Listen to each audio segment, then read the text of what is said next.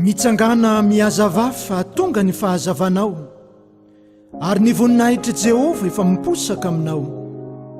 Fa indro ny aizina manarina ny tany, ary ny aizipito manarina ny firenena. Fa aminao kosa no iposahany Jehovah, ary aminao no isehoany ny voninahiny.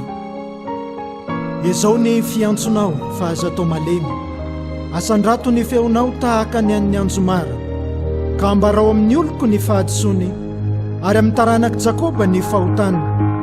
Nefa izao mbola tetaviny ihany isanandro, ary ny ahalala ny lalako no sitrany, tahaka ny firenena efa nanao ny marina, ka tsy mahafoy ny fitsipiky ny Andriamanina.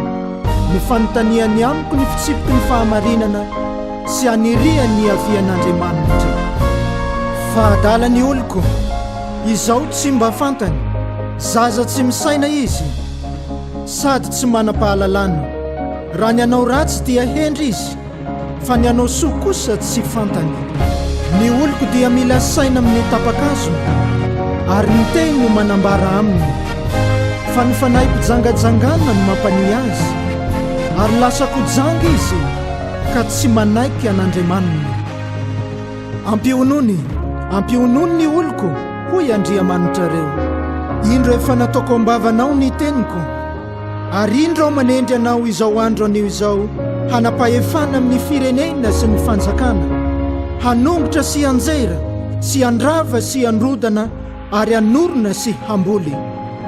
Raha hoy izao amin'ny ratsy fanahy, ho faty tokoa ianao, ary tsy mananatra azy ianao, na miteny ananatra ny ratsy fanahy, hialany amin'ny lalany ratsy amonjen'ny ainy, dia ho faty amin'ny elony ihany ilay ratsy fanahy, nefa adiniko amin'ny tananao ny rany.